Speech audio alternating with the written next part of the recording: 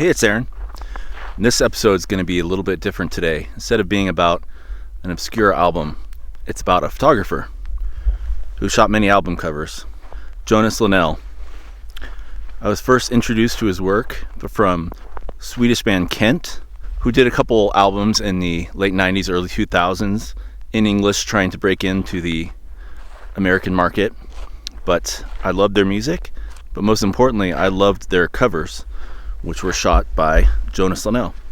Jonas Linell was born in 1966 in Bromma, Sweden, and unfortunately passed away a few years ago in 2021.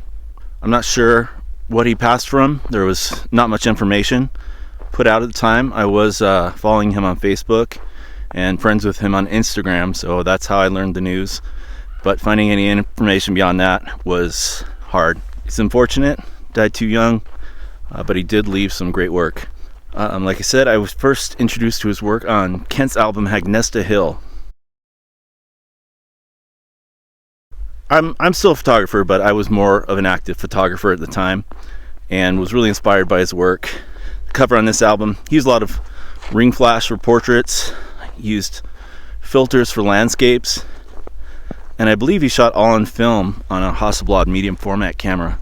But this cover really caught my eye. You know, Swedish gal on the front, hair dyed black with bright blue eyes, really popped out. And then there was lots of landscapes that came with the album as well as some singles I got in CD, which had some great photos as well.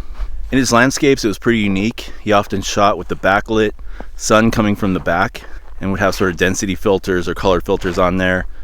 Like I said, his portraits were very often use ring flash. His next album was 2002's Vapen and Ammunition. Please forgive my pronunciation. I don't speak Swedish. Really cool cover again. With a sort of white tiger, black and white image. You know, striking contrast. White tiger, black background. Great album as well.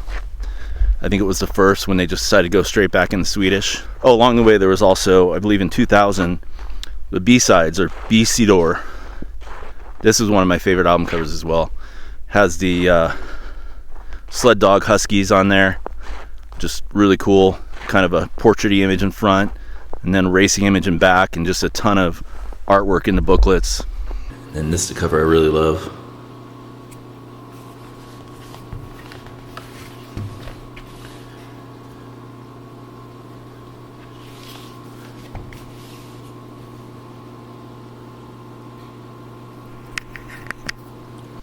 The next one that really stood out to me was 2007's Tillbaka till Samtiden.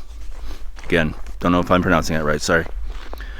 Cool, sort of purplish background with a lady on a horse. Just a really epic, iconic shot, I thought. Also another great album, also only in Swedish, so I don't understand it, but still enjoyable. Yeah, a lot of his landscapes are really inspiring. Reminds me of where I am now in Montana. You know, snowy, trees. The lighting isn't very good right now, but his, of course, were shot in or around Sweden. It's hard to find any information on him.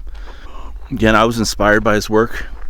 I had followed him on Instagram and was surprised when he followed me back, and kind of followed my work as well. Liked a couple of my photos, which I was humbled and pleasantly surprised by. And yeah, it was really shocked to me when I had heard he had passed away. And it was sad, even though I didn't know him personally. I felt like I somewhat knew him through his work. Anyways, thank you, Jonas Linell, for the work you gave. And thank you all for watching this video. Oh, got a deer carcass over there.